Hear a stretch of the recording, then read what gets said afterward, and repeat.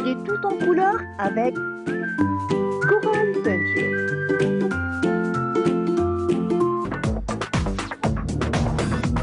Ensemble, vivons le bonheur d'Algérie. Ensemble, apprécions les couleurs d'Algérie. Le soleil, les merveilles du pays, un réveil de fraîcheur et de vie. Ensemble, vivons un moment de nostalgie. Mesdames, Messieurs, bonjour, ravi de vous retrouver en cette matinée du 20 février 2021. Nous serons ensemble jusqu'à 10h30. Ce matin, nous allons rendre hommage à l'un des grands maîtres du Haouzi, à savoir Abdelkarim Dali, qui lui nous a quittés il y a déjà 48 ans. Donc on célèbre ou on marque son 48e anniversaire de son décès et justement la fondation Abdelkarim Dali va organiser une soirée en son hommage, retour avec les membres de cette fondation. Du côté de Tizi Ouzou, aussi un jeune a lancé une start-up afin de faciliter la prise de rendez-vous, notamment les rendez-vous médicaux. Samira Hadjamar marquera aujourd'hui la journée nationale de la Casbah que nous allons célébrer le 23 de ce mois. Alors elle va s'intéresser notamment à certaines activités qui vont prendre lieu au niveau du Musée national de la Marine. Elle s'intéressera également à la basilique de Notre-Dame d'Afrique. Nous terminerons l'émission en compagnie de Meissa Bellaroussi. Elle va nous donner quelques astuces, quelques pistes justement pour occuper nos enfants durant le week-end. Voilà pour le menu de ce matin. Mais avant cela, les nouvelles du ciel en compagnie de Farid El Cheikh.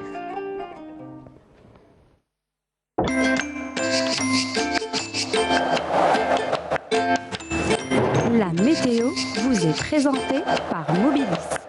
Mobilis, أينما كنتم. Farid, bonjour. Bonjour à vous. Comment ça va? Ça va, je vous remercie. Alors chaudement ce matin. Exactement. Ça va continuer durant la journée? Tout à fait. Allez, un peu plus de détails? Merci, allons-y. Donc, bonjour aussi à tous ceux qui nous regardent ce matin. Excellent réveil à vous tous. Ravi de vous retrouver. Donc, pour aujourd'hui, encore une fois, le soleil aura le dernier mot. Il s'imposera au nord comme au sud, malgré quelques nuages qui lui feront de l'ombre. Des nuages bas assez nombreux en début de matinée. Beaucoup de brouillard aussi. Ça devrait se dissiper d'après, bien sûr, Météo Algérie, laissant place à de larges éclaircies. Puis sur la partie sud, on notera un temps souvent voilé, orageux, avec quelques faibles pluies, cette fois-ci vers le Nord-Sahara, le sud des oasis. Les températures prévues pour cet après-midi, donc elles restent élevées pour la saison, surtout à l'ouest, comme vous l'avez sans doute ressenti durant ces dernières 48 heures. On relèvera cet après-midi donc 26 à Tlemcen, Relizan, Chlef. Il fera 25 à Oran, 23 à Alger, 21 à Nabas, Kikda, Guelma, 18 de Betna vers Djelfa jusqu'à El Beyot. Sur la partie sud, 21 pour Bchar, Hassim Saoud, 26 à Elizi, 27 à Tindouf, 29 l'extrême sud et enfin entre 29 et 30 et c'est le maximum vers le Sahara central. À présent, place à l'état de la mer. Cet après-midi, nous aurons une mer belle avec des vents modérés, parfois même faibles, des vents qui varient entre 10 et 30 km/h près des côtes ouest et centre et enfin entre 10 et 20 km/h près des côtes est. Avant de nous quitter, place ce matin à l'Afrique du Nord. Plutôt du sud. Aujourd'hui, donc, le temps sera voilé, notamment à Lusaka, pluvieux et orageux à Antananarivo, du soleil pour Windhoek, Nairobi jusqu'à Abidjan, Dakar aussi, côté température 23 à Dakar, 33 à Abidjan, 37 à Abuja, 31 degrés à Kinshasa, 22 à Addis Abeba et enfin 30 à Antananarivo. Aujourd'hui, le soleil se couchera à 18h33. Vous avez toujours le site de Météo Algérie qui est mis à votre entière disposition. Merci pour votre présence. À tout à l'heure pour d'autres nouvelles du ciel.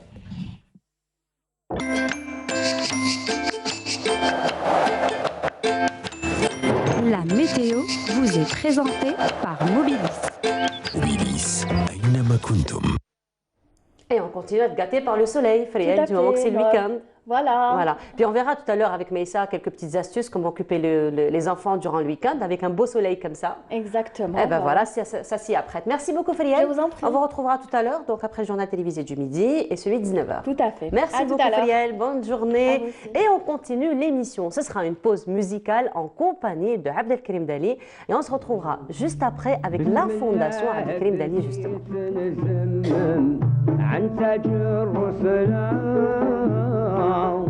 اسمه في الجنة أبو القاسم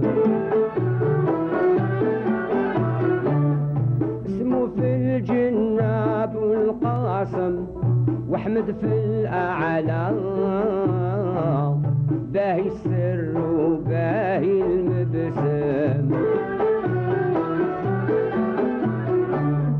باهي السر وباهي المبسم شقيق النجلة المدثر بن هاشم المدثر بن هاشم لابس الحلة صلى الله عليه وسلم سيد عباد الله صلى الله عليه وسلم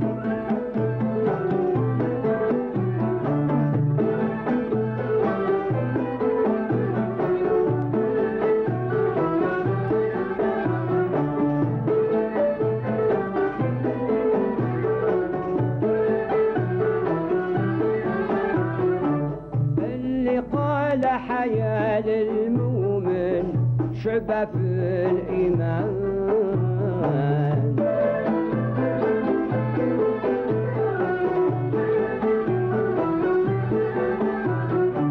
اللي قال حياة للأحسن واحسن بالأحسن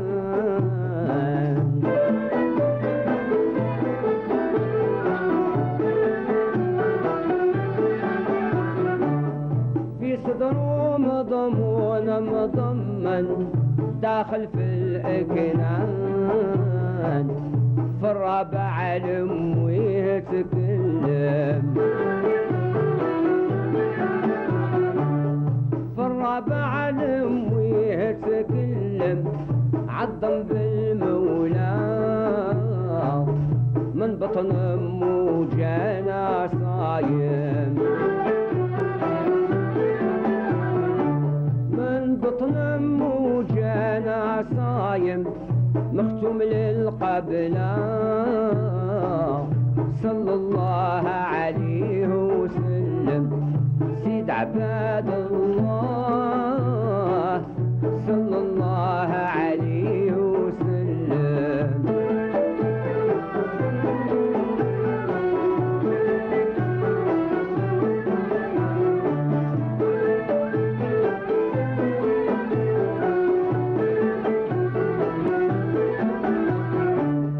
لاح البدر خرج من كمه وتقسم شطرين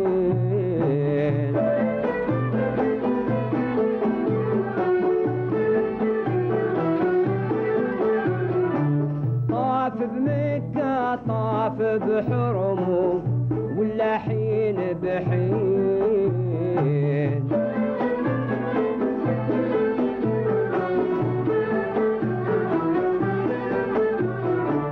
يلغى باسم الله وباسمه عن سيد الثقلين مربوع القامة بالقاسم مربوع القامة بالقاسم ما هو هاهنا يسفير بقصر وعادل يسفير بقصر وعادل يستطويل على صلى الله عليه وسلم سيد عباد الله صلى الله عليه وسلم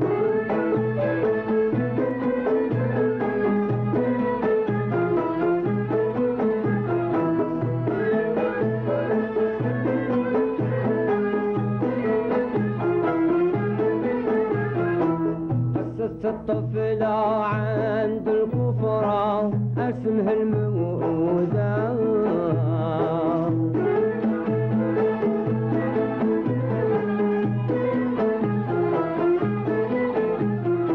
عنها ما تعطينا فترة عن نور الهدى.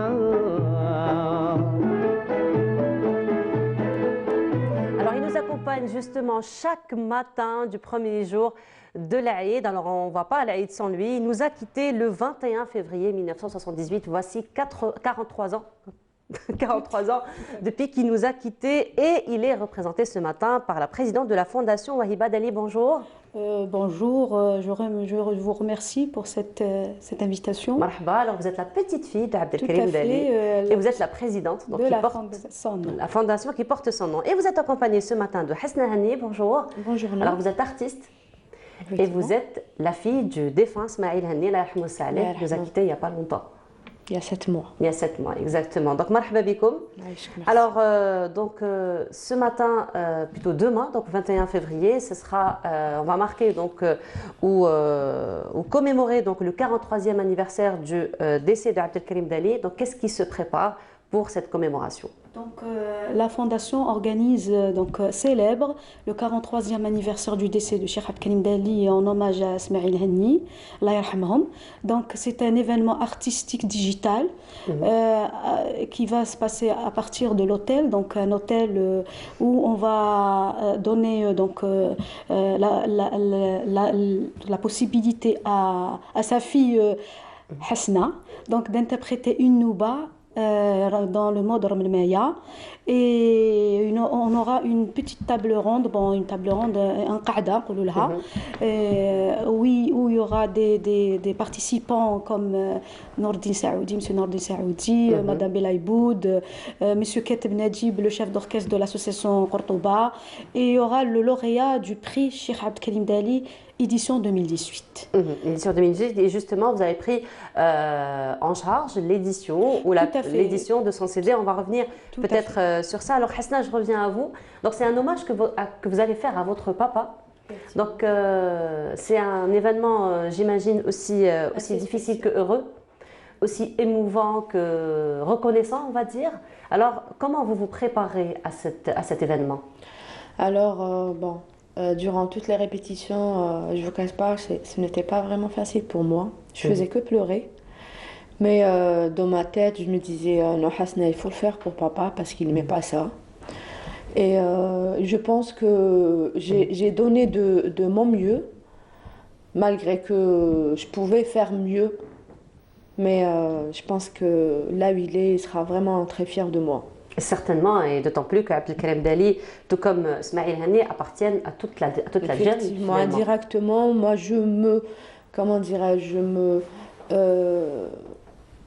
pas je me vois, mais pour moi aussi, Cheikh Abdelkarim Dali, c'est mon maître indirectement, parce qu'il m'a bercé ma jeunesse, mon enfance.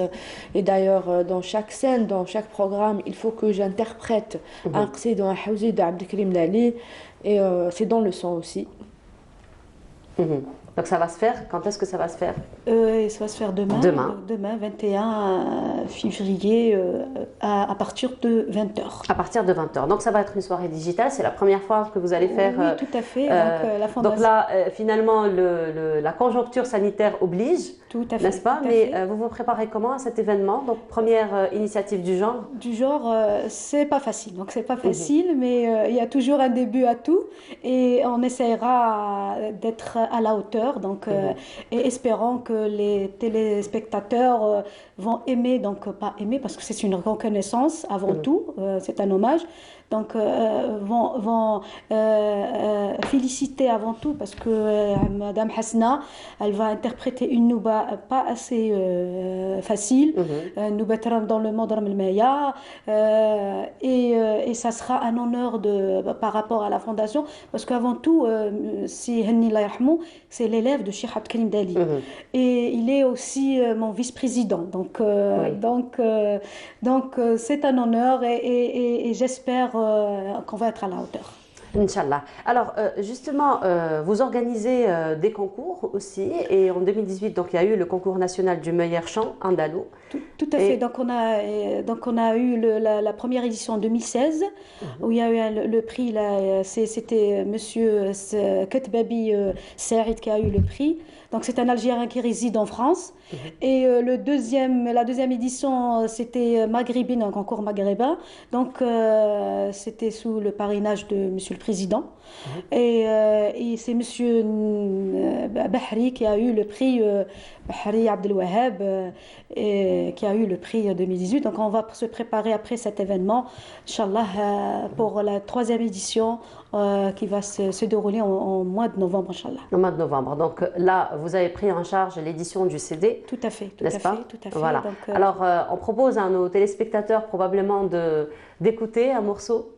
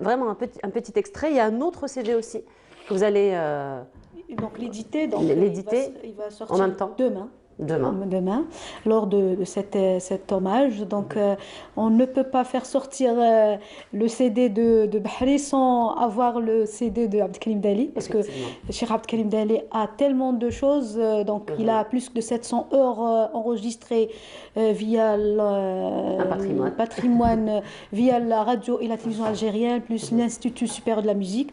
Donc, la fondation essaie de faire sortir son patrimoine et faire écouter à tous les amoureux de Cheikh Abdelkarim Dali surtout. Alors Hasna, on revient à vous. Donc bien entendu, généralement quand on est dans une famille d'artistes, l'art ensuite il est très vite hérité finalement, hein, ça devient un héritage, n'est-ce pas? Alors racontez-nous un petit peu vos débuts, comment vous avez évolué, racontez-nous un petit peu tout ça. Alors déjà sur 4 sœurs, 3 ont déjà fait de la musique, bon, y compris moi aussi. C'est vrai que ça n'a pas été facile au début parce que je n'aimais pas trop la musique andalouse. D'accord. J'étais branchée un peu plus vers autre style. Mais dès que j'ai commencé à écouter, parce que à la maison, c'était tous les jours. Il y a Dali, il y a Cheikh Khaznaji, Laïtol fi Amro, Fakharji. Et après, je me suis intéressée, j'avais que 8 ans. Là, j'ai commencé avec mon père dans l'association de Sia et j'étais dans la classe de monsieur Haroun Moussa, à la mandoline et à la guitare. Et petit à petit, j'ai commencé à aimer et à adopter cette musique. Et c'est devenu avec le temps comme une drogue. J'étais vraiment addicte. Il fallait que je chante, il fallait que je monte sur scène. Et en 98, j'ai rejoint l'association Inchirah. Et un an après, je suis devenue soliste de cette association. Mais sinon, j'ai fait aussi l'Institut national de musique classique, où j'étais l'élève de M. Abou Azzara. J'ai fait de la flûte traversière. Alors, j'ai essayé de faire les deux styles, classique et andalouse. Et voilà. Donc, préserver un petit peu le patrimoine, préserver l'héritage familial aussi, et par la même occasion, donc répondre à ses besoins n'est-ce pas? Effectivement, ouais. Alors avec le temps, c'est devenu vraiment une passion et surtout avec mon père, il était mon chef d'orchestre, mon bras droit, mon manager, il était tout pour moi. C'est pour ça que, comment dire, Adroni, c'est pas facile pour moi. Voilà, Oui, c'est pas facile pour tous ceux qui l'ont aimé, n'est-ce pas? effectivement. C'est pas facile pour tous ceux qui l'ont aimé, mais c'est quand même on va dire, c'est une initiative très reconnaissante de votre part aussi. Je pouvais pas refuser parce que les deux churs qui sont dans l'affiche, c'est mes churs préférés. L'un d'eux, c'est un chir spirituel. Bon, j'ai grandi en écoutant Abdoukarim Dali tout le temps à la maison. Et le deuxième, c'est mon père. Du coup, je pouvais pas dire non, malgré la douleur, malgré la tristesse. Mais j'ai répondu oui parce que mon père, il n'aimait pas la tristesse. Au contraire, c'était un homme très spontané, sympa, gsaïri, comment Oui. dirais-je. Du coup, j'ai pas. Ma mère, elle m'a interdit de dire non. Et mes sœurs. Alors, Vous n'aviez pas le choix. non. Voilà. Mais sinon, on va dire que vous êtes bien entouré afin que vous puissiez au moins donner le meilleur de vous-même demain Voilà. soir. Alors, grâce à ma mère, parce elle était toujours derrière moi, et aussi mes sœurs, sans oublier ma grande sœur Nina, ma sœur aînée, parce elle aussi, elle a fait de la musique andalouse et elle était soliste à l'association Sendosia. Et genre, la première des choses quand elle m'a appelé Wahiba et Najib, j'ai pris le téléphone et j'ai appelé ma grande sœur Nina. Alors, qu'est-ce que je dois faire? Elle m'a dit Hasna, fonce. Pour papa, on est derrière toi, vas-y, fonce. Voilà, c'est une très belle Voilà. reconnaissance, Voilà. une très belle valorisation. Et c'est aussi une façon de préserver le patrimoine, Effectivement. n'est-ce pas? Ouais. Oui. Alors, donc, vous avez choisi une nouba, comme le disait Wahiba, assez difficile. C'est vous-même qui avez choisi ou c'est Ouais. en commun accord? Non, c'est moi qui ai choisi la nouba. Bon, au début, c'était prévu une autre nouba. Mais comme la nouba Armel Maya, j'étais en train de la préparer avec mon père juste après sa mort. Surtout le Msaddar, Matloum al Mushtaki, c'était son morceau préféré. C'était son premier morceau. L'Idda ala Cheikh Kharji Abdelzak Kharji, Allah yarhamou. Et du coup, j'ai dit à Najib, non, j'ai une nouba, elle est prête. Il fait à l'odeur de mon père. Genre, il n'y a pas mieux. Il m'a dit, vas-y, allez, fonce pour Armel Maya. Voilà, donc finalement, c'est un choix très émotionnel qui a été fait. Effectivement. Et bien sûr, après, chaque morceau, il a une histoire, chaque morceau, il a une anecdote, genre, je ne l'ai pas choisi comme ça au hasard, ou non. C'était vraiment... Alors, je vais peut-être creuser un peu plus. Là, vous me tendez la perche par rapport aux anecdotes. Peut-être l'une des anecdotes? Alors, par exemple, mon père, ces derniers temps, il était fatigué. Et moi, je voulais à tout prix qu'il vienne au salon pour me corriger parce que le saddal, il était assez difficile. Et entre les ahad, je ne me retrouvais pas. Je dis, papa, non, je tourne entre les ahad, tu peux m'aider? Il me dit non. Alors, ce que je faisais au salon, je chantais le morceau, Armel Maya, et je partais vers un autre mode, le ghrib. C'était faux ce que je faisais. Et c'était, comment dire, exprès, pour l'attirer. Et vous avez fait ça exprès. Exprès. Voilà. Et il J'aime venait, bien il me parce que dit, c'est- non, c'est faux, c'est tout ce que je veux. Alors reste, papa, s'il te plaît. C'est pour Voilà, ça c'est très enfantin finalement, hein, parce que lorsque l'enfant a envie d'attirer l'attention, voilà, on fait des commencer à petites dire bêtises, on va n'importe dire. quoi, chanter n'importe quoi. Il est venu Voilà. en courant. Non, c'est pas ça. Non, qu'est-ce que tu fais? Eh ben, tu restes. Voilà, je voulais Voilà. ça en fait. Voilà. Alors probablement, Hasna, une petite exclusivité pour nous ce matin. Alors, il y aura dans cette nouba, il y aura vraiment des morceaux mensiyin. Moi, j'aime pas dire inédits, mais je veux dire mensiyin. Il y aura vraiment, par exemple, les deux nqlabat que je vais interpréter, c'est des nqlabat que mon père les jabhom en Algérie, surtout à Alger, à l'école d'Alger. Le Nsaraf aussi, il n'est pas connu. Il y a un autre classe aussi, il n'est pas connu. Alors, la nouba, elle est assez riche, assez vraiment très belle nouba. Une petite exclusivité pour nous? Petite, allez, petite. يا وحيد العصر في الجمال يا وحيد العصر في الجمال وطلعت البدر في الكمال وطلعت البدر في الكمال.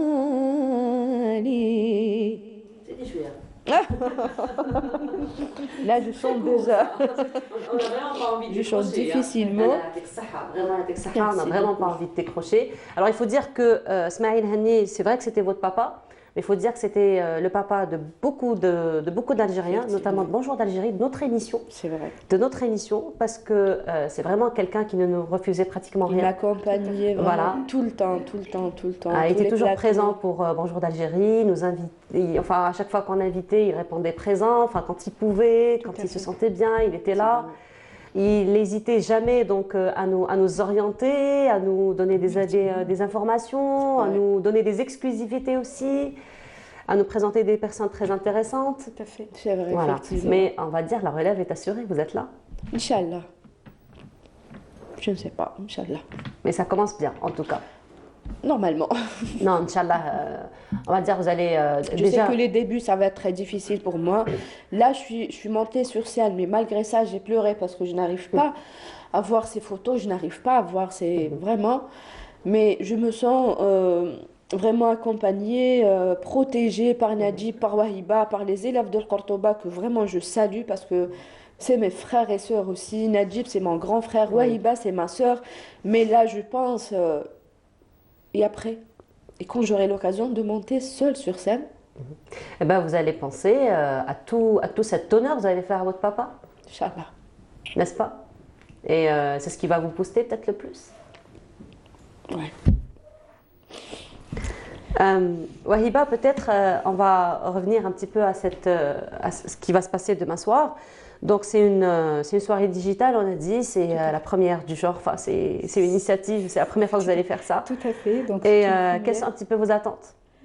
Ben, espérons que ça va se dérouler avant tout bien et espérons d'ici là, donc après tout va rentrer en l'ordre pour l'ouverture des salles, tout ça, parce que on avait beaucoup d'appels pour ça. Est-ce qu'on peut venir assister vu la pandémie? Donc ça sera pas possible. Donc c'est une soirée à huis clos, bon, entre parenthèses. Donc à huis clos, mais à huis clos mais ouverte au public, donc on peut vous voir à travers. Oui, bien sûr, via la page Facebook de la fondation et la chaîne YouTube de la fondation. Donc, mais d'ici là, Inch'Allah, il y aura l'ouverture des salles et on va revenir à ces événements de grandiose avec un monde fou et tout ça comme d'habitude. Inch'Allah. Inch'Allah. Ben, on vous souhaite une très belle réussite pour la soirée de demain, pour ce bel hommage que vous allez faire. Merci beaucoup d'avoir été parmi nous ce matin. Hasna, merci beaucoup d'avoir partagé ce moment avec nous, tant très fort en émotion.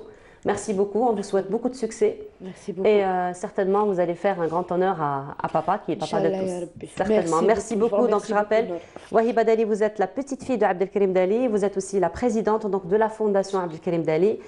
Hasna Hanni, vous êtes artiste et vous êtes la fille. Donc, Dieu défunt Smaïl Hanni.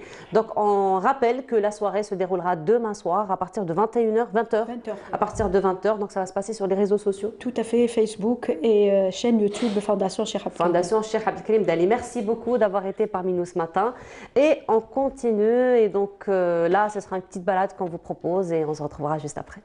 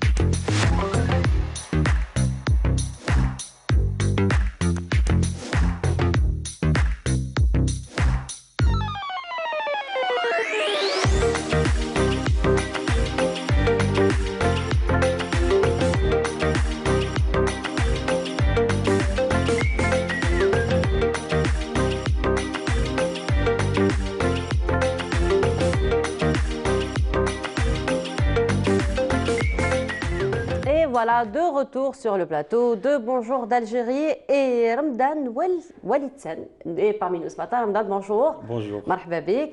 Alors, vous êtes gérant d'une start-up, vous venez de Tizi Ouzou. Exactement. Et c'est une start-up donc, de prise de rendez-vous médicaux. Exactement. Voilà, chez les médecins. Alors, Ramadan, tout d'abord, d'où vous est venue l'idée donc, de vous lancer dans une application pareille? Tout est commencé dans un cabinet dentaire où j'ai dû passer 2 ou 3 heures à attendre Le mon tour. déclic.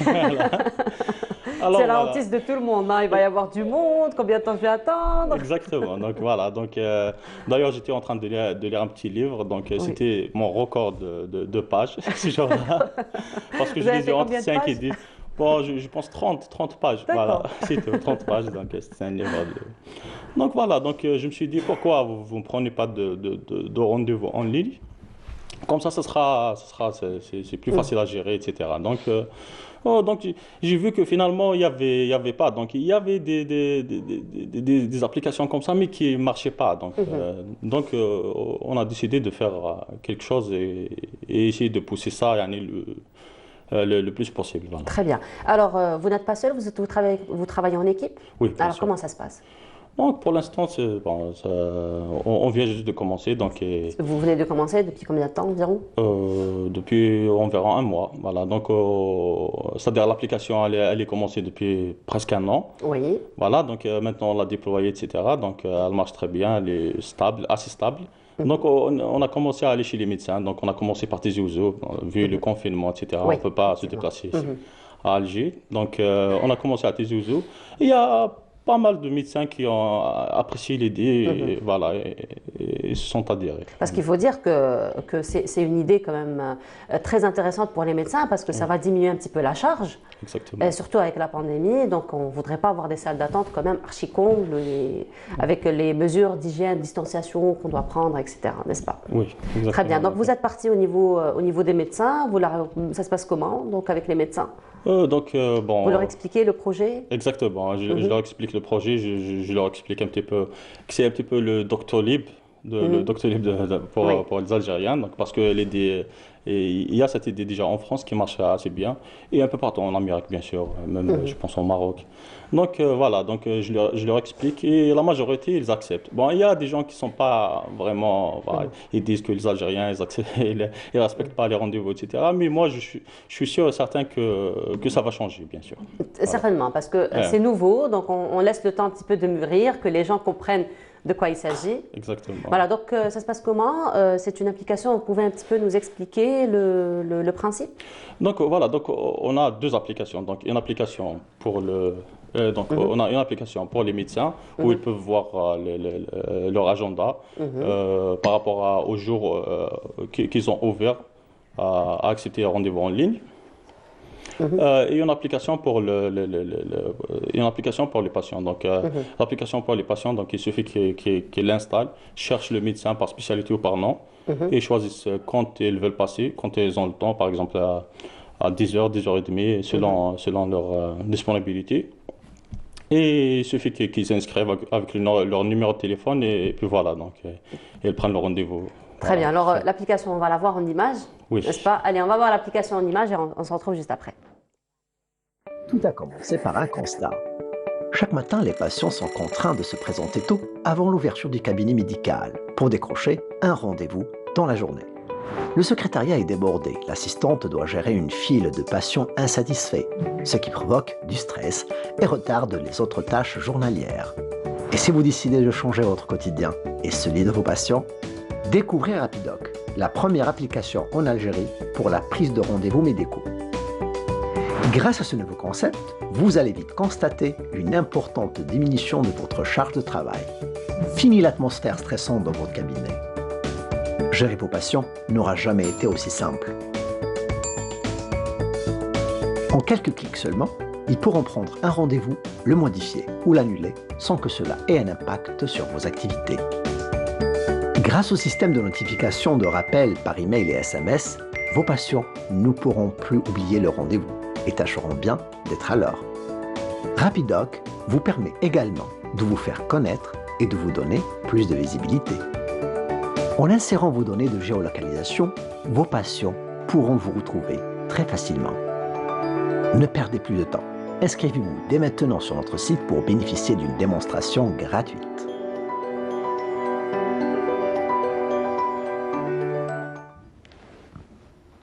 Voilà, c'était une présentation de l'application Rapidoc. Donc finalement, vous n'avez pas laissé les choses au hasard, hein. Vous avez pris en considération tous les rappels, les annulations, modifications. Oui, exactement. Il le faut bien sûr. Donc, mais, sauf qu'il y a une chose. D'ailleurs, j'ai vu que les médecins ont un peu peur de cette histoire d'annulation de rendez-vous. Donc, pour le patient, il n'a pas le droit d'annuler plusieurs rendez-vous à chaque fois. Donc, Très bien. Donc, Vous allez régulariser un petit peu, encadrer un petit peu toute cette activité. Exactement, voilà. Donc, comme les clients ils s'inscrivent avec leur numéro de téléphone, s'ils annulent plusieurs fois, il risque d'être suspendu, comme ça, donc il ne pourra plus prendre de rendez-vous. Et surtout pour qu'il y ait une certaine crédibilité par rapport, vis-à-vis des docteurs.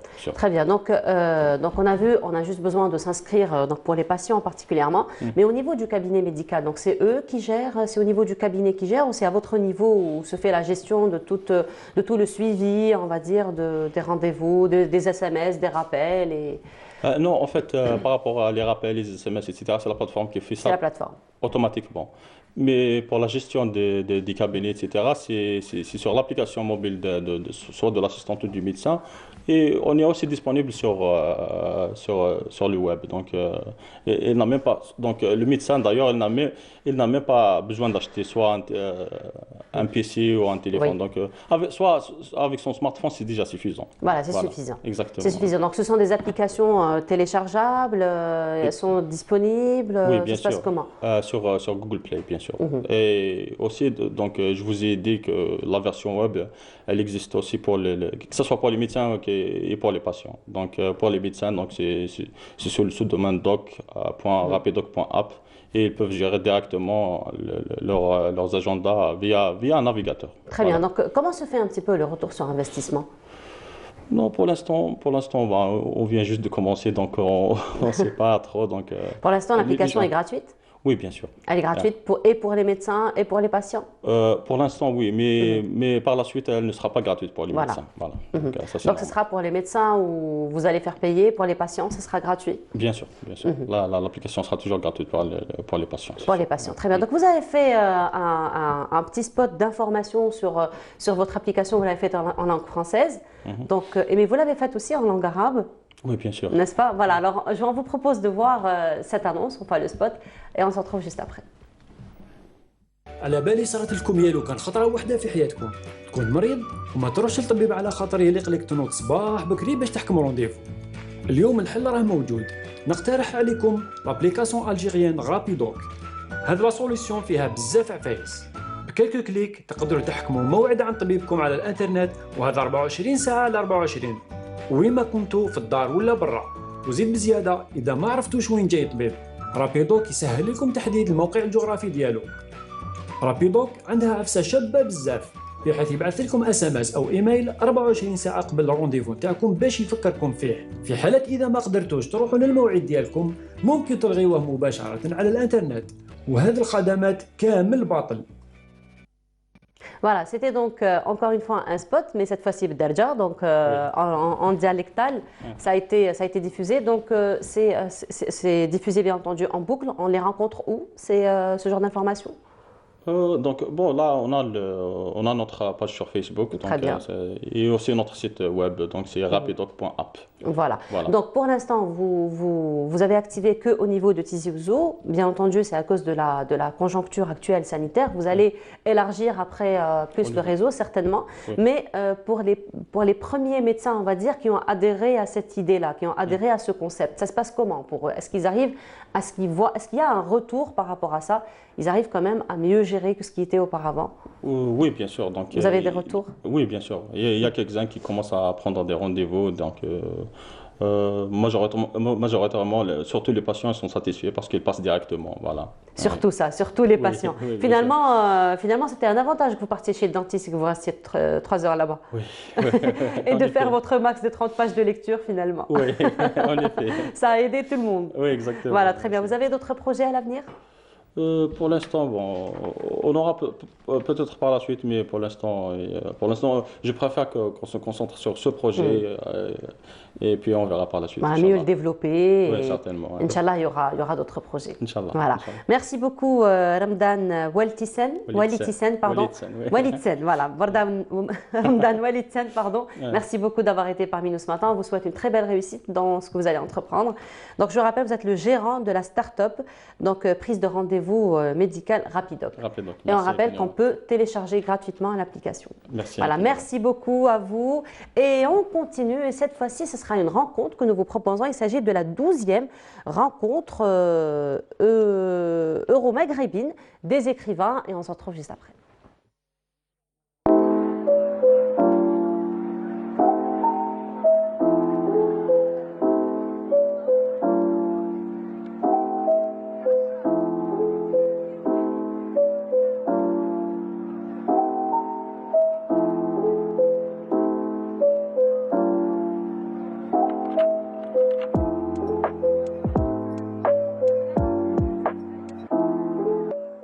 Bonjour à tous, bienvenue dans les 12e rencontres euro-maghrébines des écrivains qui se tiennent cette année en ligne à l'initiative de la délégation de l'Union européenne en Algérie. Durant cette 12e édition, nous aurons l'occasion de réunir des écrivains des deux rives, de découvrir ce qui les anime, ce qui les sépare, mais aussi tout ce qui les réunit. Aujourd'hui, nous avons le plaisir d'accueillir Alessandra Fagioli, romancière, essayiste, critique de cinéma italienne. Elle enseigne l'anthropologie culturelle et l'histoire du cinéma. Elle est également enseignante en organisation du spectacle, en écriture créative et en dramaturgie à l'Académie des Beaux-Arts de Rome. Son premier roman, Ultimo Orizzonte, paru en 1998, a été finaliste du prix Inedito. S'en suivirent plusieurs autres publications, dont Trame des Folia en 2005 ou encore Utopia des Moebius en 2007, qui a remporté le prix national Histonium. Dans son dernier roman, Stacco e Isola, Échec et mat, paru en 2020, à l'image de toute son œuvre, la plume d'Alessandra Fagioli vacille entre roman polar, roman philosophique, où l'être et le paraître sont minutieusement scrutés pour raconter et dire la complexité et l'incertitude dans lesquelles elle plonge souvent ses personnages. Aujourd'hui, nous aurons également le plaisir d'accueillir Souad Labiz, poétesse, traductrice littéraire et anthologiste algérienne. Après son premier roman « J'aurais voulu être un escargot » paru en 2011, Souad Labiz s'est tournée vers la poésie avec plusieurs recueils de poèmes, dont « Brouillon amoureux » paru en 2017, mais aussi « Je franchis les barbelés » paru en 2019 et qui a reçu le prix de la poésie méditerranéenne en 2020. Elle a publié en 2019 un récit autobiographique poignant sur le viol qu'elle a subi alors qu'elle n'était âgée que de 9 ans, dont le titre prédit une parole intime et analytique, « Enjamber la flaque où se reflète l'enfer ».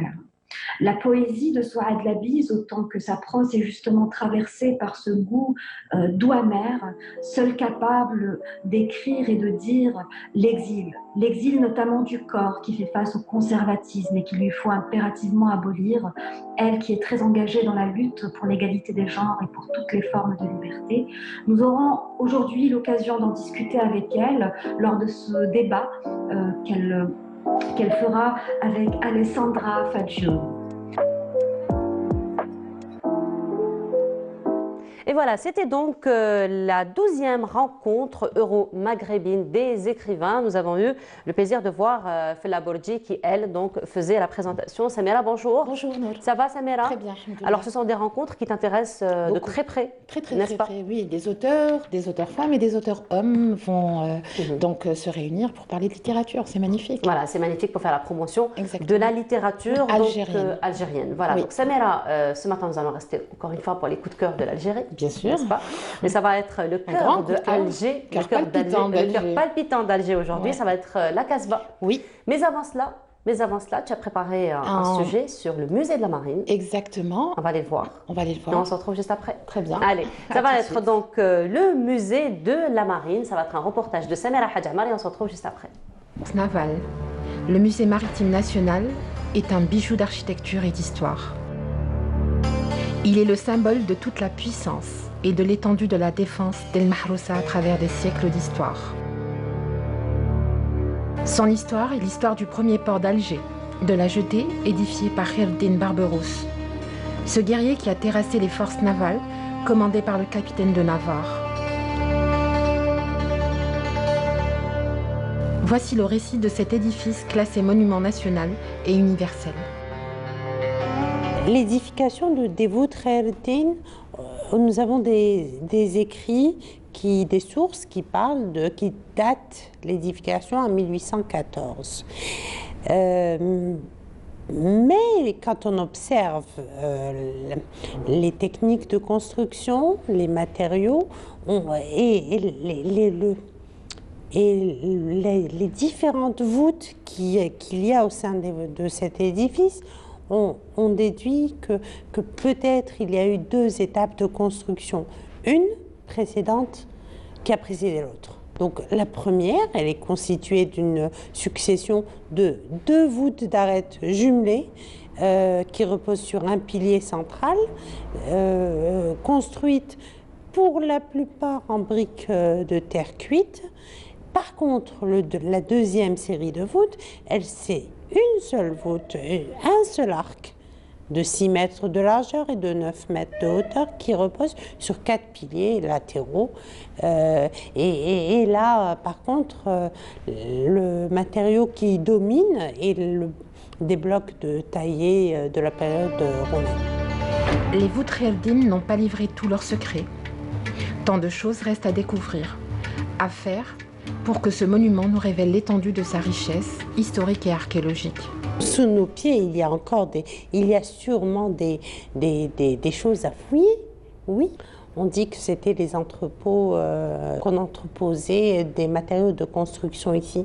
Peut-être que s'il y a des sondages et des fouilles, on pourra confirmer ou avoir d'autres hypothèses. La conquête française a dénaturé l'architecture originelle. Elle a apporté son lot de déformations et les traces restent encore visibles à nos jours. Dès 1830, donc dès l'occupation d'Alger, l'amirauté d'Alger est aussi, on s'accapare du site défensif le plus important d'El Jazeera. Donc l'armée française s'installe, occupe les lieux d'après les plans qu'on a réussi à avoir, l'armée française a occupé les lieux et a transformé cet édifice, les voûtes Khaireddin. On suppose que c'était un dortoir pour l'infanterie militaire. Et pour preuve, on a la construction des fours que vous avez vus, les 4 fours assez importants, avec un foyer assez important qui très probablement permettait de cuire le pain et la nourriture pour les militaires. Des objets inestimables sont entreposés dans l'espace réservé aux expositions temporaires. Pour la plupart, il s'agit de donations, notamment par la Marine nationale, ou encore des trouvailles miraculeuses offertes par des citoyens. Des objets qui proviennent de la part de l'amirauté, les forces navales, c'est des colonnes en marbre, une plaque de fondation de Borj Mabin, c'est un fort qui se trouve à l'amirauté, à l'intérieur de l'amirauté, et des outils de navigation comme un transmetteur de bateaux et des lanternes en métal. Et aussi, on trouve ici la collection de l'épave, le reste de l'épave du bateau Sphinx qui a coulé à Al-Marsa Djambar en 1845. Et voilà, c'était donc le musée de la Marine, un reportage de Samira Hadjamar. Samira, tu es toujours avec nous. Oui. Alors, si on a fait passer ce reportage ce matin, c'est pas pour rien. Non. Parce qu'il va abriter un événement très intéressant. Le musée de la Marine va abriter une journée, il va célébrer une journée, c'est la journée du 23 février. La journée journée nationale de la Casbah. Effectivement. Tu sais pourquoi c'est le 23 février? Je ne sais pas. Moi aussi, je ne sais pas pourquoi. Je ne sais pas pourquoi ils Et moi, je m'attendais à ce que tu le dises. Non, j'en ai aucune idée, mais je vais y aller à l'événement pour demander justement pourquoi on a choisi cette date. Ça fait 25 ans que la Casbah d'Alger est classée patrimoine national et elle est classée patrimoine mondial depuis décembre 92. Donc ça fait un bout de temps. Donc le musée de la Marine va organiser un événement, une journée. Il va y avoir une exposition de photographie. On voit l'affiche justement. C'est mardi prochain, ça commence à partir de 10h du matin, c'est ouvert à tout le monde, mais il y a des consignes de sécurité. C'est-à-dire qu'ils vont laisser rentrer les gens, mais dans la mesure où en respectant les mesures barrières. Voilà, l'expo va durer un mois jusqu'à la fin mars. Ça va réunir donc plusieurs photographes, dont Kari Zaki et Toufir Toumi. C'est des photos sur la ville d'Alger, mais la ville d'Alger à partir d'en haut. Donc ils ont pris le monde comme des gradins et ils ont pris des photos qui racontent le quotidien algérois. Voilà, il va y avoir des conférences aussi. Un architecte qui va parler de la Casbah de Délice, qui est considérée comme l'une des plus anciennes Casbahs d'Algérie. Nous avons beaucoup de Casbahs. Nous en avons une à Constantine, une à Délice bien sûr, une à Ténès.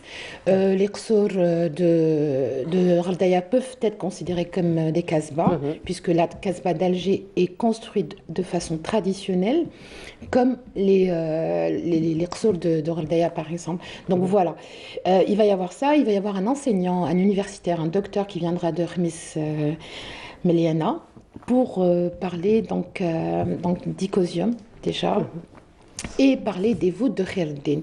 Parce qu'il faut le dire, nous les avons vus dans le reportage, les voûtes de Khaireddin ont été construites bien sûr par Khaireddin, et c'est une histoire qui est méconnue encore. Il y a beaucoup de choses qui n'ont pas encore été dites sur la Casbah d'Alger.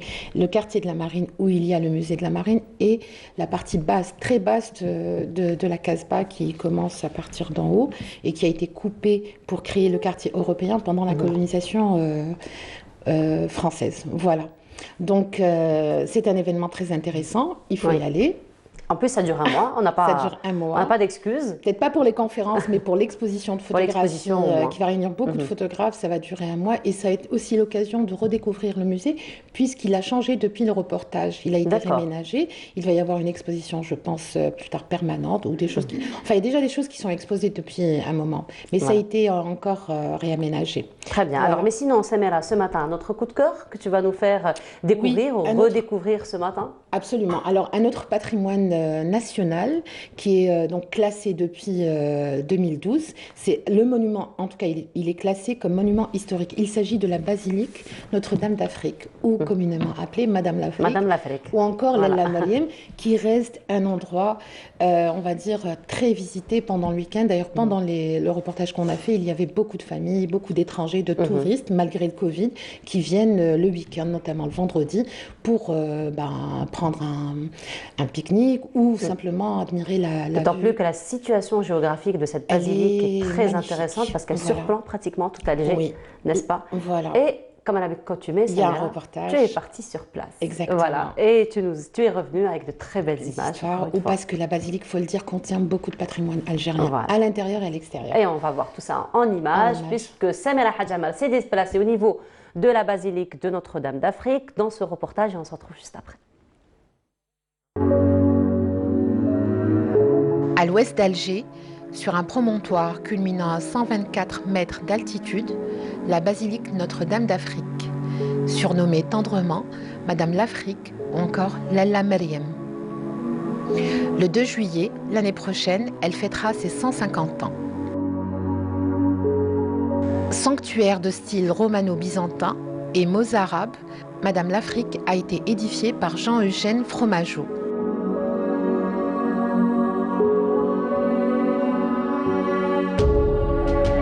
Lieu de pèlerinage, la basilique prend tout son sens avec cette maxime universelle rédigée en arabe, en français et en tamazight. Notre-Dame d'Afrique, priez pour nous et pour les musulmans. En plus d'être un lieu de culte chrétien, fait partie du patrimoine algérois, du patrimoine algérien. Et nous avons tous les jours des visiteurs qui viennent contempler ces beaux lieux à l'intérieur et aussi à l'extérieur, puisque nous avons une très belle vue. Et maintenant, même la nuit, puisque là où il y a eu, disons, le geste de refaire l'éclairage extérieur il y a 3 ans, donc nous avons un très bon monument éclairé la nuit. Sur les murs, près de l'autel ou encore habillant l'Ella Meriem, des pièces signées par des artistes et des maîtres artisans algériens.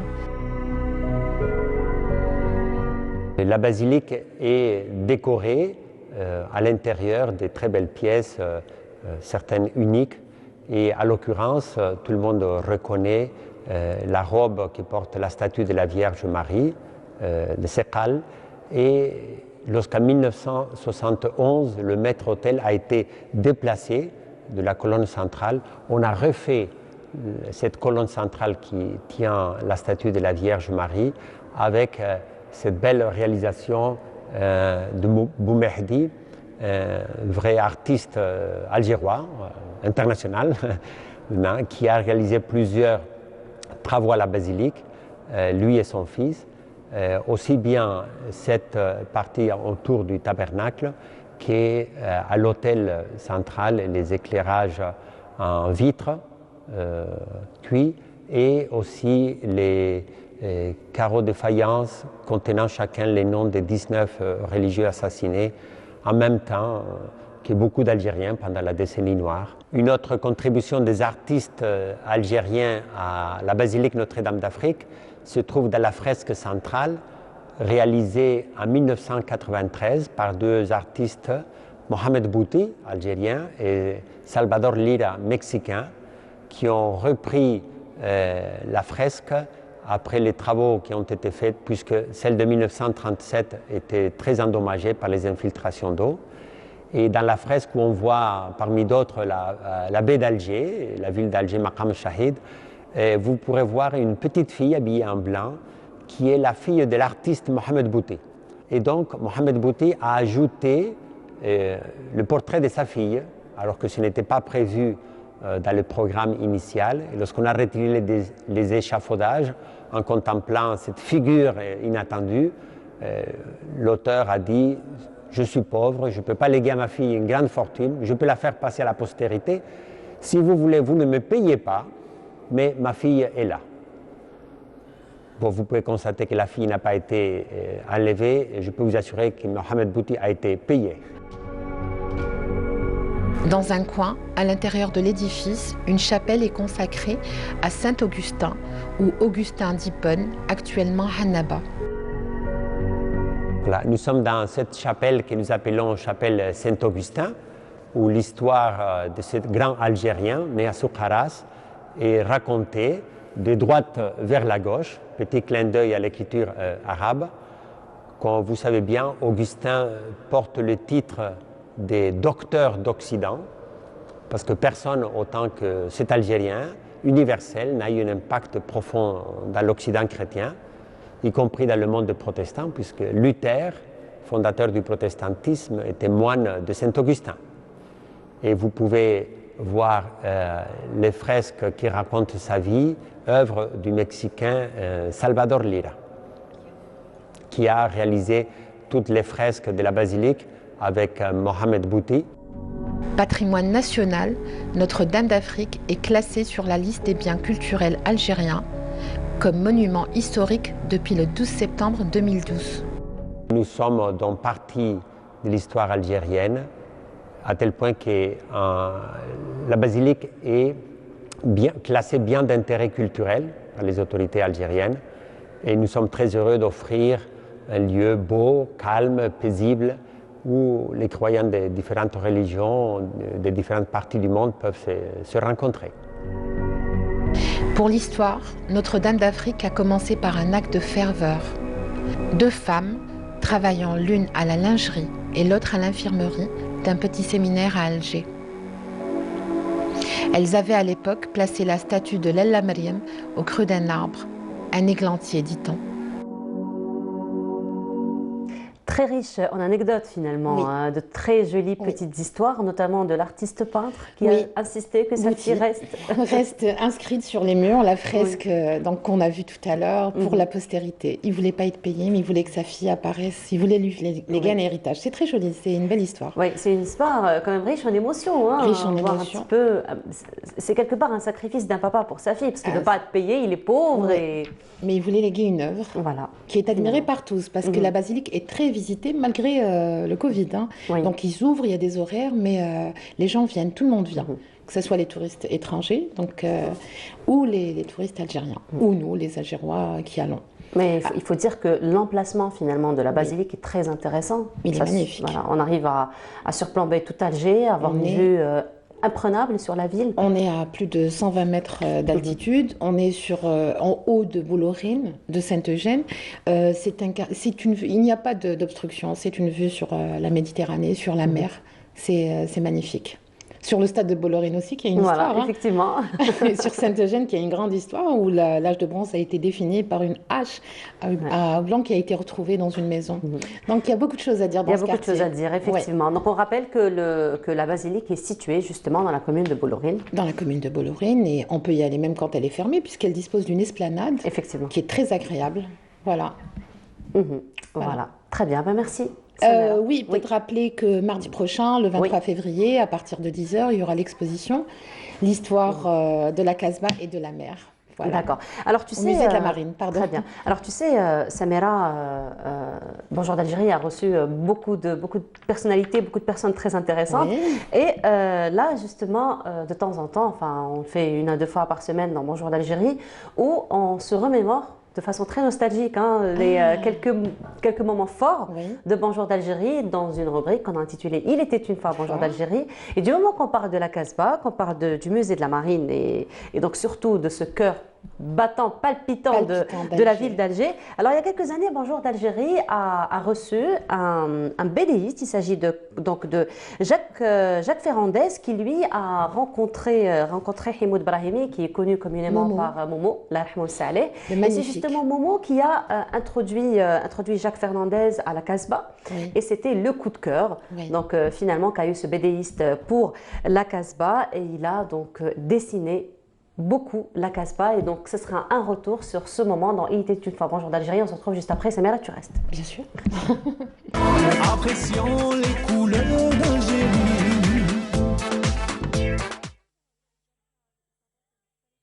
Ça a été mon tout premier voyage en 1993. Je devais faire un travail sur la Casbah parce que j'avais déjà travaillé sur l'Algérie, et je voulais faire un travail avec un écrivain algérien qui était Rachid Mimouni à l'époque, qui est malheureusement disparu depuis. Et ce travail sur la Casbah, c'est Momo finalement que j'ai rencontré dans la Casbah qui m'a permis de m'ouvrir toutes les portes, de faire une visite formidable avec ce monsieur qui était une espèce de figure emblématique et tutélaire de la Casbah d'Alger. Et c'était ma grande chance de pouvoir faire la visite de la Casbah avec Momo à l'époque. C'était en 1993 donc. Voilà, c'était donc un extrait de l'émission. Et donc, ça a été un BDiste qui a visité Alger en 1993, et c'était donc le coup de cœur pour la Casbah. Une année après son classement au patrimoine universel. Oui, effectivement, pour nous situer, une année après son classement, effectivement. Donc, Samira, on rappelle, le 23, ça va être la journée nationale donc, de la Casbah, des événements.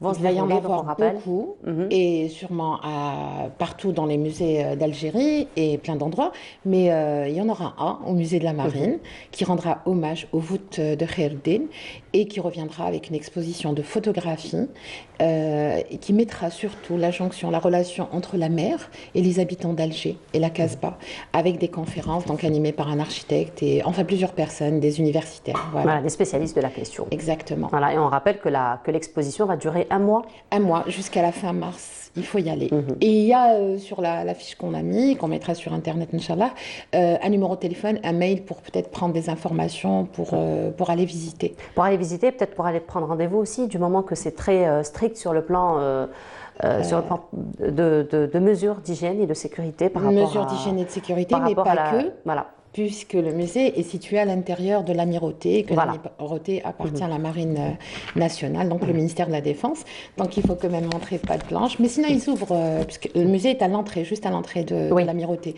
Je pense qu'il y aura des facilitations pour l'exposition. Voilà, certainement. Merci beaucoup, Samira. Merci, Nour. On se retrouve la semaine prochaine avec un autre coup de cœur, comme à l'accoutumée. Peut-être le musée national des Beaux-Arts. Ah, il est magnifique. Ça, c'est un coup de cœur. Oui. Aussi, qui surplombe, enfin, on a une très belle perspective sur aussi le sur le jardin jardin d'essai, d'essai. sur la mer. Oui, Voilà. une grande histoire. Un peu plus bas, la grotte Cervantes. Exactement. Voilà, très belle Tout un situation quartier, géographique. Bellecour, C'est un quartier hautement culturel, hautement artistique. Et Oui. voilà. Très bien. Ben, Beaucoup on de ira choses. du côté de Belouizdad samedi prochain, Oui. Inch'Allah. Très bien. Merci beaucoup, Samira. Merci, Nour. Merci. Et donc, tu passes comment tes week-ends généralement? À la télévision. Ah ouais, quelle question. Et la semaine Quelle aussi. question. Non. C'est vrai. Non, Vendredi montage, non, samedi je vais aller me matin. promener s'il fait chaud aujourd'hui. Voilà, pardon? Je vais aller me promener, je vais aller à la mer s'il fait Voilà, chaud. donc finalement, tu as la journée pour. Et justement, dans un petit moment, en compagnie de notre petite princesse, on va Oui, parler de Maïssa. comment occuper les enfants les week-ends. Oui. Les week-ends, et justement, là, il faut dire, c'est là qu'on est bien gâté par le soleil. Oui. Et le week-end, donc plusieurs personnes choisissent donc de passer le week-end en plein air, comme l'ont fait certaines familles du côté de Tipaza. Et c'est Faria El-Hamdi qui les a rencontrés. Et donc, je vous propose ce reportage et on se retrouve juste après. Situé sur la côte, au pied du mont Chenois, à l'extrémité des collines du Sahel, Tipaza a le charme que confère la proximité de la montagne et de la mer. Au centre-ville de Tipaza, ces 6 vieux copains investissent la place. Le bouchon, c'est-à-dire le cochonnet, est lancé. La partie peut commencer. Ils se rencontrent chaque week-end pour une partie de pétanque. Les amateurs du boule يحبوا تيبازا بزاف وحنا عندنا دي انفراستركتور سبورتيف داير on a construit هذا لو بولودروم كو فوايي اللي هنا حدانا وعندنا ان اوتر بولودروم او نيفو دو لا بي سي سي اون ايكول دو بول كلوب دو بول وعندنا ان اوتر تيران كي تري باست اللي يقدر نقدروا نورغانيزو ميم كونكور او نيفو ناسيونال في 7.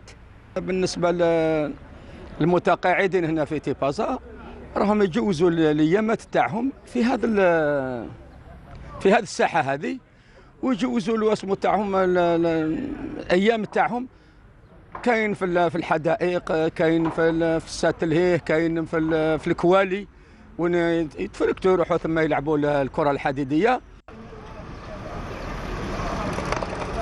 D'autres préfèrent se balader en vélo. Ils sont là pour parler de leur passion, avec l'œil pétillant comme des enfants. On fait du cyclisme, donc le week-end on fait 2 fois par semaine. Les jours de semaine on fait une petite sortie et le week-end on fait une longue sortie avec le groupe.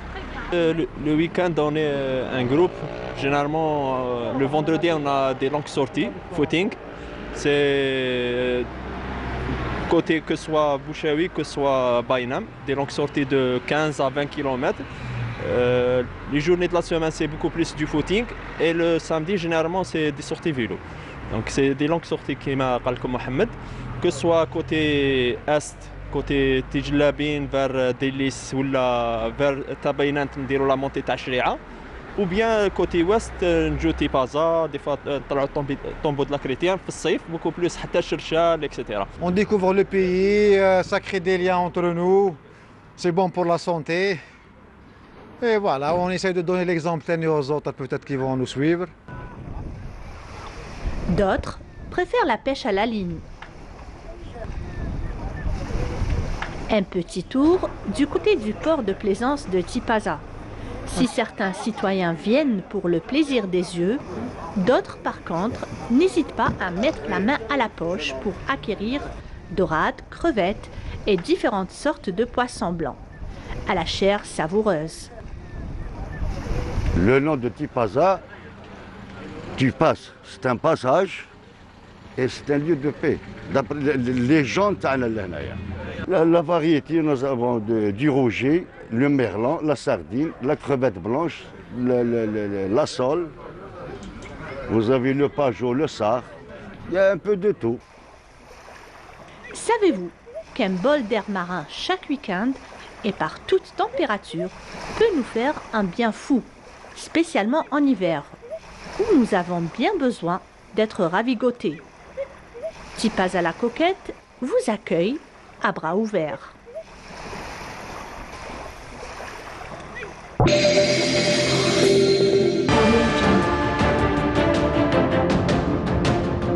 Enfin une peinture algérienne aux normes internationales. Tous vos besoins en peinture intérieure, peinture métal, préparation de support ou peinture extérieure, choisissez Coral Peinture. Coral Peinture, c'est les mains à faire.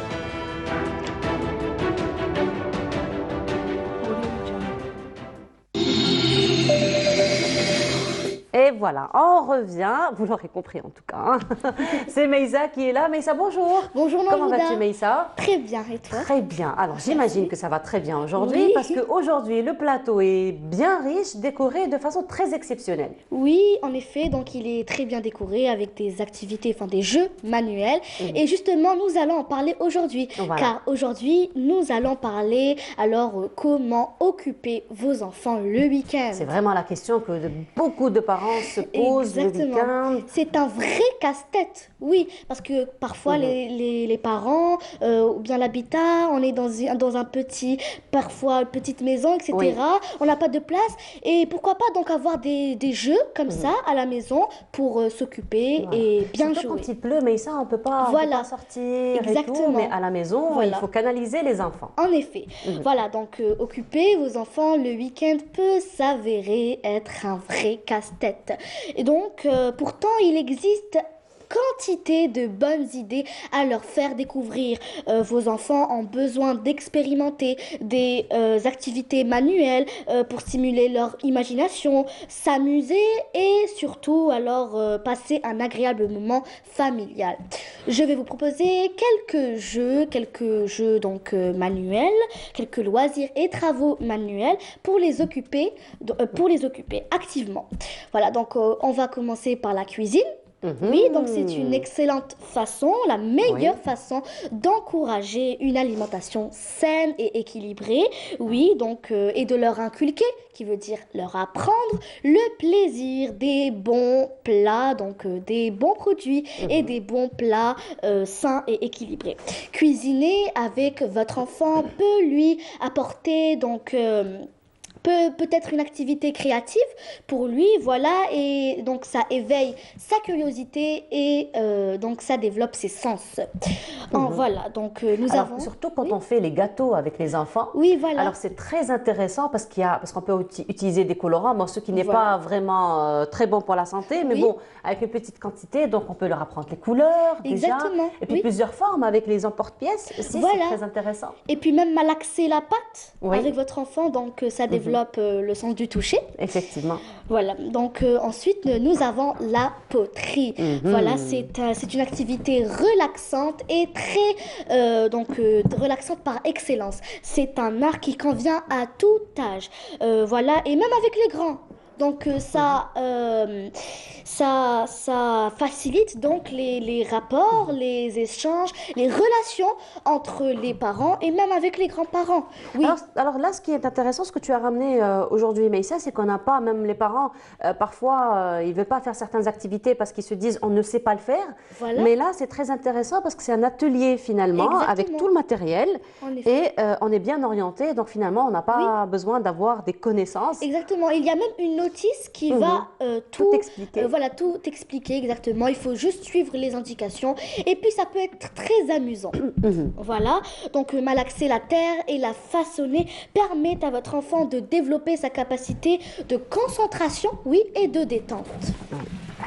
Voilà, donc nous avons ensuite la mosaïque. Ah, ça c'est très sympa. Exactement, donc c'est une activité ludique et artistique très intéressante pour les enfants car elle les aide à travailler leur patience. Déjà. Oui, exactement. Donc, révéler leur créativité. Ce sont de toutes petites pièces, hein, il faut être très patient. Exactement, très patient. Et ça développe leur motricité. Voilà. Voilà, donc n'hésitez pas à leur faire découvrir cette activité. Ensuite, nous avons aussi la couture. Ah, oui. Les petites filles vont Voilà, adorer. Exactement. Moi, personnellement, je ne savais pas qu'on pouvait bien coudre pour les enfants. Je ne savais pas qu'il y avait des boîtes, enfin des machines à coudre pour les enfants. Voilà, donc... Tu sais, Maïssa, tout à l'heure sur le plateau, on avait une grande petite enfant, tu sais. Oui. C'est Samira Hadjamar qui voulait avoir cette petite machine à coudre. C'est vrai.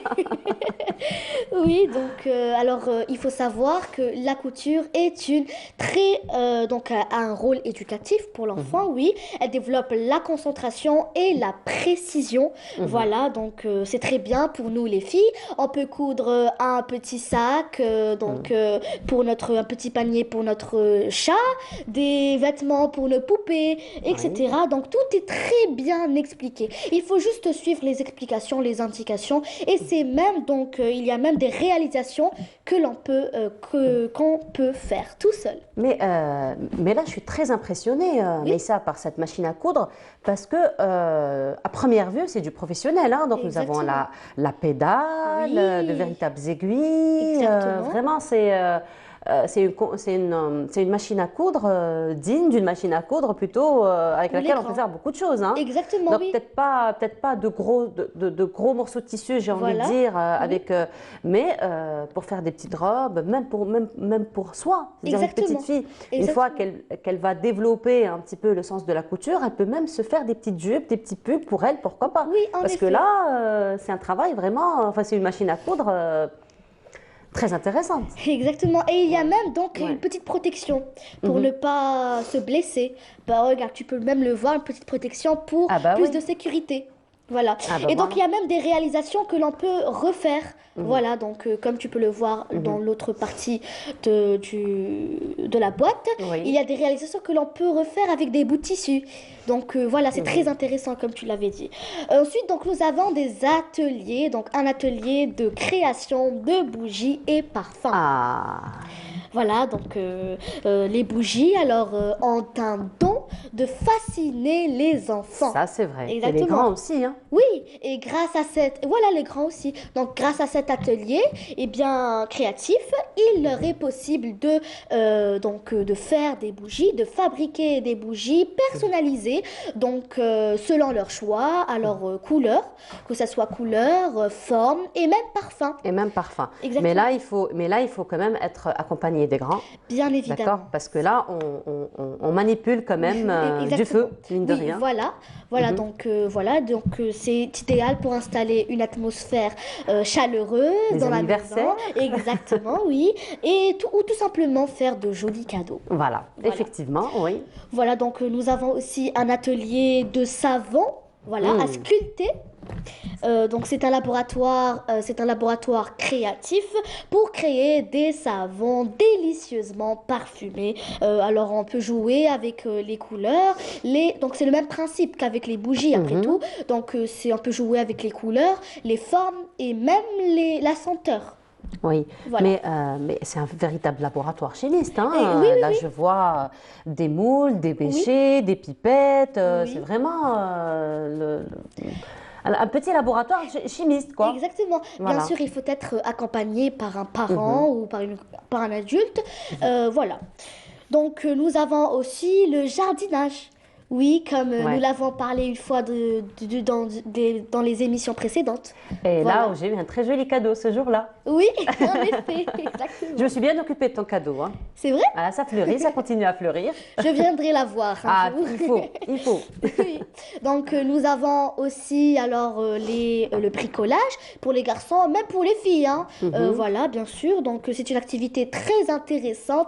Et puis, le plaisir de l'enfant, c'est d'utiliser le morceau de bois qu'il a fabriqué.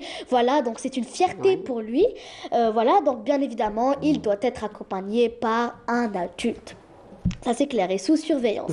Donc il y a une autre façon, oui, de profiter de son week-end en allant au parc de jeux, de loisirs, aller dans des musées. Exactement, des espaces verts. Parce que maintenant, il y a quand même un retour petit à petit à la vie normale. Oui. Et donc, il y a ouverture des espaces publics, notamment les musées. Exactement, oui. Donc, des espaces adaptés à tout âge. Voilà, en plein air, que ce soit en plein air ou en salle. Voilà, comme tu l'as dit, les musées. Pourquoi pas. Enfin, si vous ne pouvez pas vous procurer ce genre de jeu ou autre, vous pouvez alors sortir en plein air. Donc, faire une balade en forêt, au bord de la mer ou dans un parc est essentiel pour permettre à vos enfants de alors se connecter au monde extérieur, voilà, et surtout donc décompresser par rapport à l'école. Voilà, donc profitez au maximum de votre week-end, voilà, donc cet air frais, profitez de cet air frais et vive la cueillette des fleurs. J'ai même cueilli des fleurs. Je disais oui. Tu sais, mais ça, ces petites fleurs, comment on les appelait, nous, quand on était petits? C'était la... Nous, on les appelait le qoraïsat. Le qoraïsat, voilà, le qoraïsat, exactement. Tu sais, on les cueillait oui, Sarah. Et la racine, oui. on l'a sucée parce que ça avait un goût acide. Oui. Ça avait un goût... Alors, on n'avait rien, hein, parce que comme ça...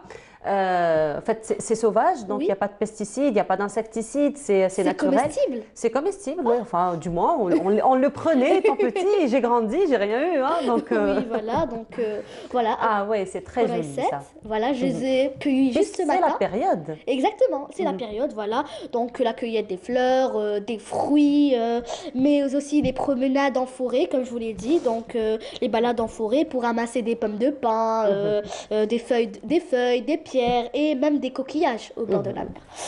Voilà. Voilà, bah c'est très bien. Les pommes de pin, ça peut servir à la déco, à faire beaucoup de choses intéressantes. Hein, voilà, oui. Donc, avec les pommes de pin. Oui, voilà, dans mon jardin, j'ai un panier donc avec de la paille et des pommes de pin. Et c'est très bon, hein, les pommes de pin. Ouais, ah ouais. Oui, c'est très bon. Ah, ça j'avoue. Ça j'avoue. Sinon, à quoi sert ton t-shirt? Alors, j'ai ramené... Je suis en train de voir depuis tout à l'heure, de regarder depuis tout à l'heure. Qu'est-ce qu'elle va nous sortir? Qu'est-ce qu'elle va nous sortir? Oui, donc c'est un pochoir. Voilà, donc j'ai ramené donc des pots de peinture, des peintures, comment on appelle ça déjà? Des éponges. Des éponges, voilà, des éponges. Voilà, des éponges avec des petits modèles, voilà, que l'on peut même faire à la maison. Voilà, avec un bout de carton. Ou d'une feuille carrément, voilà, juste avec un cutter ou un ciseau ou un couteau, voilà, découper selon votre forme qu'on veut, le dessin qu'on veut. Encore une fois, il faut toujours être accompagné des parents. Bien sûr, voilà. Oui. Et donc, j'ai ramené plusieurs modèles. Voilà, donc les dinosaures, tu peux les montrer. Voilà. Voilà, le petit cerf. Voilà, donc, moi j'ai choisi le petit clown. Voilà. Oui. Alors le petit clown, ça me rappelle la belle rubrique que tu avais faite le jour où tu avais parlé du rire. Oui, oui. Donc on reste quand même dans la joie de vivre. Dans la joie, exactement. Voilà, ça c'est un cerf. Donc ce sont des pochoirs. Alors sinon, si on n'a pas une très bonne dextérité et on n'est pas très adroit dans la découpe, où est-ce qu'on peut les trouver, les pochoirs? Alors les pochoirs, eh bien on peut les trouver au niveau des librairies. D'accord. Voilà, donc j'ai ramené aussi quelques pots de peinture. Tu vas nous faire une démonstration? Oui, bien sûr. Ça c'est sympa. Voilà, donc alors le principe est très simple. Donc il faut juste prendre le pot de peinture, donc selon votre couleur, en mettre juste un peu, voilà, un petit peu. Alors moi j'ai envie de faire un petit mélange de couleurs. Ah, ça va être joli. Bah oui, le clown, c'est beaucoup de couleurs. Hein. Oui, voilà, donc un peu de tout, du rouge aussi. Tu veux que je t'aide? Merci. Bien sûr. On va juste mélanger peut-être pour... Ah oui, pour que ça soit plus liquide. Voilà. Merci, donc je mets juste un peu de bleu à côté. Donc c'est très rigolo, très amusant. Ouais. Ah, ça suffit, voilà, je pense. Du rouge. On va juste libérer cela pour mieux voir. Donc vous pouvez voir. Un peu de rouge.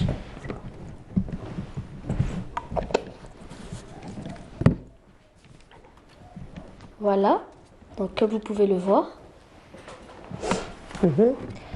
Ensuite, on met, voilà, donc j'ai choisi aussi le doré. D'accord. Enfin, c'est du vert, je pense. C'est du vert, montre. Tu peux le voir, voilà. Ouais, c'est du vert. Tu vois, je pense qu'on va mélanger un petit peu parce que il y a...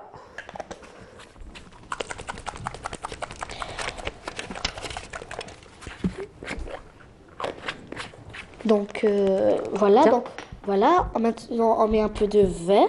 Oui.